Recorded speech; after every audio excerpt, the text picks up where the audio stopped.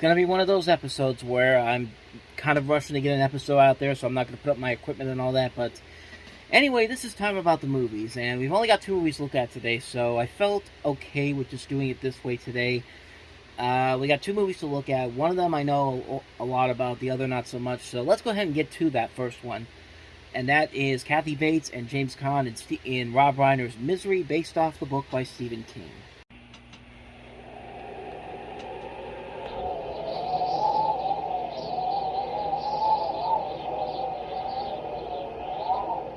Somewhere,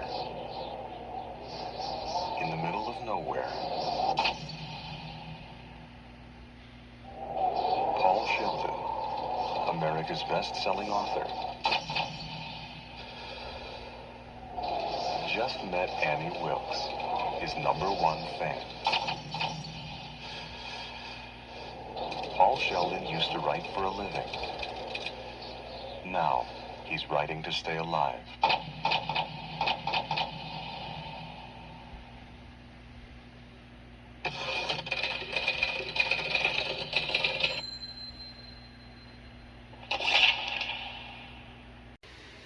You know, it says an awful lot when Stephen King actually likes your adaptation of one of his books. He's been notoriously known for not liking a lot of his versions of his different books that have come to life either on the big screen or on TV, but he really likes this one. This is apparently one of his top 10 favorite film adaptations, and I mean, honestly, you can kind of see why. It's a really damn good movie overall. I mean, it works solely because of both Kathy Bates and James Caan. They work very well in this movie. Bates, in particular, really stands out here. She's given this great performance and, of course, won her an Academy Award for Best Actress. And, yeah, James Caan's really good in the movie, too. I like that the movie is very brutal. It doesn't pull any punches. It just shows you straight up how dangerous this woman is to this author. And you got to give it to Rob Reiner. I didn't think he had it in him to do a movie of this caliber, but lo and behold, he did. And, you know, honestly, I think these two work so well. Like, I'm looking at some of these other names that they were looking at to get to play these characters. They apparently went to William Hurt twice. Kevin Kline, Michael Douglas, Harrison Ford, Dustin Hoffman, Robert De Niro, Al Pacino, Richard Dreyfuss, Gene Hackman, Robert Redford, Warren Beatty. They all turned it down, and honestly, it probably works for the best, because I think James Caan really fit that role very well, especially, and Kathy Bates. I don't think anybody else could have played Annie Wilkes, even though they wanted Angelica Houston and Bette Midler.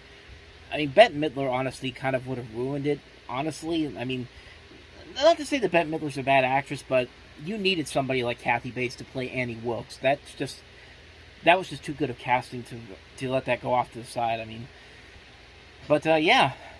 I mean, really, there isn't that much more to say about Misery. It's a fantastic movie. A great thriller. Kathy Bates gives a great, chilling performance. James Caan is very good. The snow and the snowy effect of this movie and the way they use the snow in this is very well done. The visuals look impressive. This is great cinematography by Barry Sonnenfeld. One of his last films he did before he became a director and went on to direct the Addams Family movie the year later. But, I mean, I have nothing else to say. This is a fantastic movie. I mean, Misery is amazing. If you haven't seen it already, definitely check it out. So, let's go ahead and move on to the second movie, which I really do not know a whole lot about, Diamond's Edge.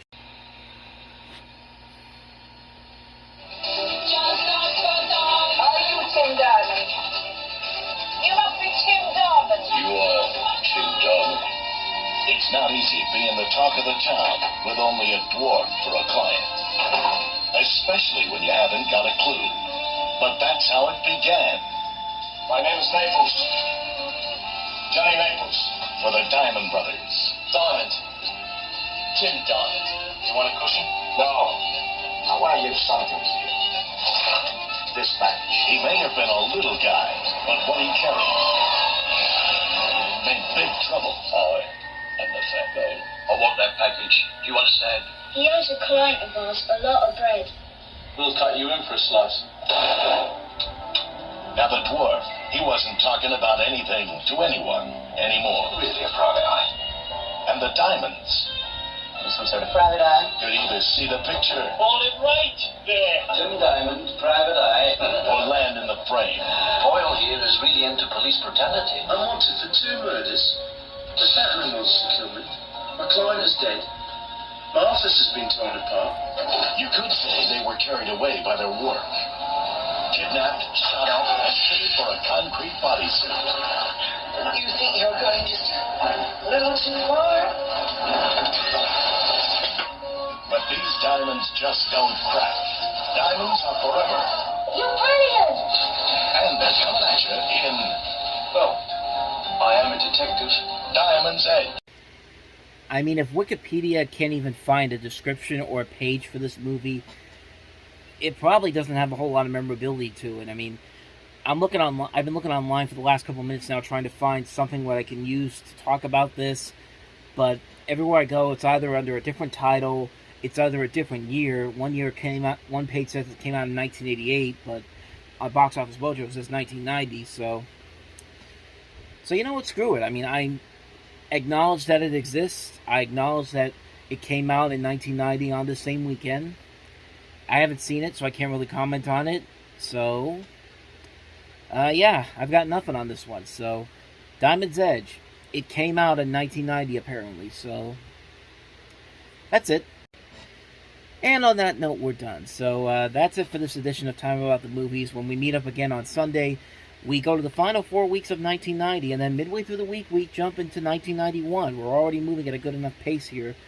But we're going to end the year off on a good note. We've got some interesting movies, especially to talk about in the next episode, including Clint Eastwood and Charlie Sheen in The Rookie. We also have Johnny Depp in Winona Ryder and Tim Burton's Edward Scissorhands, and also The Grifters from Stephen Frears, which has Angelica Houston in it. But along with that, we'll also, during this week, we'll have Look Who's Talking 2, Mermaids, Havana, Kindergarten Cop, Godfather Part 3. I'm trying to see what else is here. Russia House, Bonfire of the Vanities. So, some interesting movies to end the year off, and then we'll jump into 1991. I think by this time next week, we'll be looking at the first couple of new releases for the year. So, will be definitely a good week to check out these next couple of episodes. So, that's on Sunday.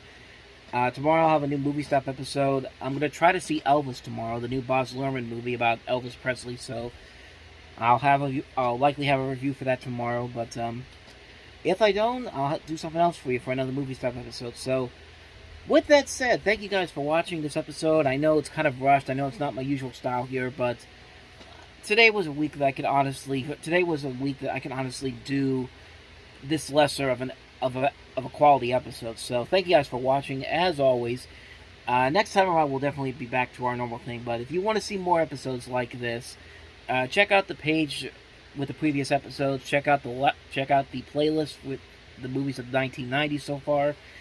And I'll see you guys tomorrow for a new Movie Stop episode, and then Sunday for a new Time About the Movies. So, thank you guys for watching. I'll see you guys next time, and until then, take care.